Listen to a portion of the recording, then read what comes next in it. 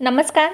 वर्षास kitchen मराठीमध्ये तुमचं सर्वांचं खूप खूप स्वागत. तर संक्रांत येते आणि संक्रांतमुळे सगळीकडे कोणी लाडू तर गुळ पापडी किंवा गुळ पोळी असे बनवले जातात. तर आज आपण मस्त असे तिळगुळाचे लाडू बनवतो आहोत.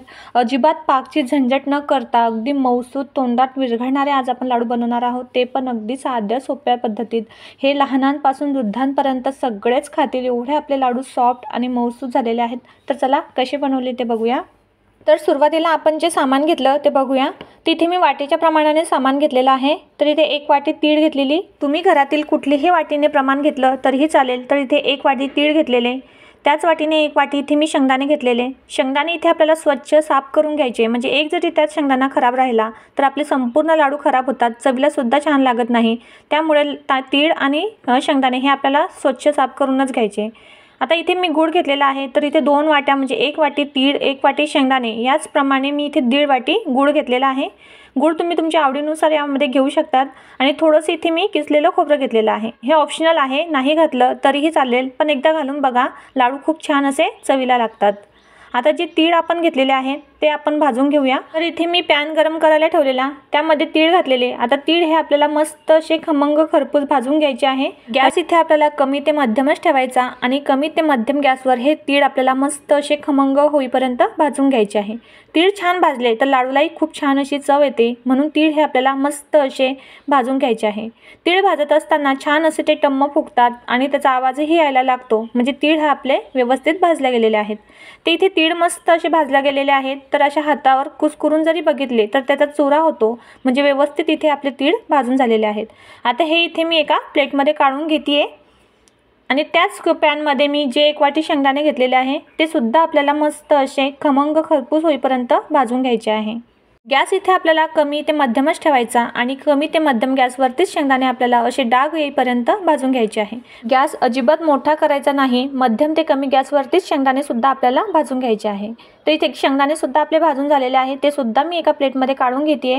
गॅस इथे मी बंद केलेला आहे आणि पॅन इथे गरमच आहे. तर गरम पॅनवरतीच जे खोबरं आपण किसून घेतलेलं होतं ते घालते आणि असं थोडंसं मी परतून घेते आणि असंच हे पॅनमध्ये ठेवते, छान म्हणजे ते क्रिस्पी होईल. आता इथे आपले तीळही छान असे भाजून झालेले आहे, शेंगदाणे सुद्धा भाजून झालेले आहे. तीळ इथे आपले थंड झालेले आहे, म्हणून आपण तीळ सुरुवातीला वाटून घेऊया मिक्सरला, तोपर्यंत आपले शेंगदाणे सुद्धा थंड होतील. यामध्ये महत्त्वाचं हेच आहे, आपल्याला शेंगदाणे आणि तीळ हे फक्त व्यवस्थित भाजले गेले पाहिजे, त्यामुळे आपले लाडूसुद्धा खूप छान असे चविष्ट होतात. तर सुरुवातीला आपण तीळ इथे वाटून घेऊया. तर त्यासाठी मी इथे मिक्सरचं भांडं घेतलेलं आहे आणि मिक्सरच्या भांड्यामध्ये हे संपूर्ण तीळ आपण घालून घेऊया आणि मी हे मिक्सरला फिरून घेते. आता मिक्सरला फिरवत असताना हे आपल्याला चालू बंद करूनच फिरवायचं आहे, म्हणजे हे जास्त बारीक न होता त्यामध्ये कुठे कुठे अख्खे तीळसुद्धा राहतात, म्हणजे असंच आपल्याला हे चालू बंद करून वाटायचं आहे, म्हणजे असं दाणेदार इथे तीळ वाटले जातात. तुम्ही एकसारखं मिक्सर फिरवलं तर तीळ हे मिक्सरच्या भांड्यात सुद्धा चिपकू शकतात. आता इथे तीळ वाटून झालेले आहे, शेंगदाणे सुद्धा गार झालेले आहे. इथे मी शेंगदाण्याची साल काढून घेतलेली, तुम्ही नाही काढून घेतली तरीही चालेल. आता आपण शेंगदाणे सुद्धा मिक्सरला फिरून घेऊया. तर यातील मी थोडेसे शेंगदाणे मिक्सरच्या भांड्यामध्ये घालते आणि थोडासा गूळ आपण जो किसून घेतलेला तो सुद्धा यामध्ये घालायचा आणि असं हे आपल्याला बारीक असं फिरून घ्यायचं आहे. मिक्सरला फिरून झाल्यानंतर हे मी एका मिक्सिंग बॉलमध्ये काढून घेते. त्यानंतर राहिलेला संपूर्ण गूळ आणि राहिलेले जे शेंगदाणे आहे ते सुद्धा मी मिक्सरला असे वाटून घेतलेले आहे अशा पद्धतीने. तर इथे मी संपूर्ण शेंगदाणे आणि आपला गूळ वाटून झालेला आहे ते एका मी भांड्यामध्ये काढून घेते आणि जे तीळ आपण सुरुवातीला वाटून घेतलेले होते ते सुद्धा आपल्याला यामध्ये घालायचे आहे.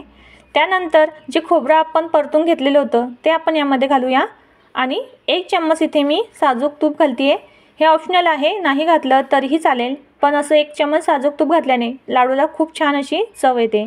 आता हे संपूर्ण साहित्य आपल्याला छान असे एकजीव करून घ्यायचं आहे, एकसारखं आपल्याला मिक्स करून घ्यायचं आहे. आता आपण लाडू वळून घेऊया. तर इथे मी छोटासा गोळा हातात घेतला आणि हलकासा जरी दाब दिला तरी इथे आपले लाडू वळले जातात. मस्त असे गोल गरगरीत सुबक इथे आपले लाडू तयार झालेला आहे. असेच मी तुम्हाला दुसरा सुद्धा इथे लाडू वळून दाखवते आहे. तुम्ही बघितलं, आपण अजिबात पाक न करता, पाकची झंझट न करता इथे आपले अगदी साध्या सोप्या पद्धतीत इथे आपण लाडू बनवू शकतो. पाकाचं कसं असतं ना, पाक थोडासा जरी कच्चा राहिला तर लाडू हे खराब होण्याची शक्यता असते आणि थोडासा जरी जास्त शिजला तर लाडू हे आपले खूप असे कडक होतात. म्हणून अजिबात पाकचं टेन्शन न घेता अगदी साध्या सोप्या पद्धतीत इथे आपण लाडू बनवलेले आहेत. मी तुम्हाला 2 ते 3 लाडू बनवून दाखवलेले आहे आणि बाकीचे सुद्धा राहिलेले संपूर्ण लाडू मी इथे बनवून घेतलेले आहे। इथे प्रमाण तुम्ही 1.5 वाटी तीळ आणि अर्धी वाटी शेंगदाणे घेतले तरीही चालेल, किंवा मग 1 वाटी तीळ 1 वाटी शेंगदाणे आणि 2 वाट्या गूळ घेतला तरीही चालेल। गोड तुम्ही तुमच्या आवडीनुसार घेऊ शकतात। इथे 1 वाटी गूळ घेतला तरीही चालेल, 2 वाटी गूळ घेतला तरीही चालेल, गोड हे तुमच्या आवडीनुसार। तर इथे मौसूद तोंडात विरघळणारे लहानांपासून वृद्धांपर्यंत आवडीने खाणारे मस्त असे तिळगुळाचे आपले लाडू तयार झालेले आहे। बऱ्याच वेळा आपण पाकचे लाडू करतो आणि ते कडक होतात आणि मग ते खायला सुद्धा छान लागत नाही। तर अशा साध्या सोप्या पद्धतीत मौसूद तोंडात विरघळणारे लाडू एकदा नक्की करून बघा। जर तुमचे लाडू वळले जात नसेल तर तुम्ही अजून त्यात 1 चम्मच तूप सुद्धा घालू शकता। तुम्हाला ही रेसिपी कशी वाटली मला नक्की कमेंट्समध्ये सांगा। लाईक शेअर करा आणि वर्षास किचन मराठीला जर सबस्क्राईब केलं नसेल तर नक्की सबस्क्राईब करा। तर चला आजची किचन टिप बघूया। मुंगाची खिचडी करत असताना डाळीऐवजी अख्खी मूग वापरा, यामुळे खिचडी अधिक स्वादिष्ट आणि पौष्टिक होईल। तर चला भेटूया अशा एका छान रेसिपीमध्ये आणि किचन टिपमध्ये। तोपर्यंत बाय।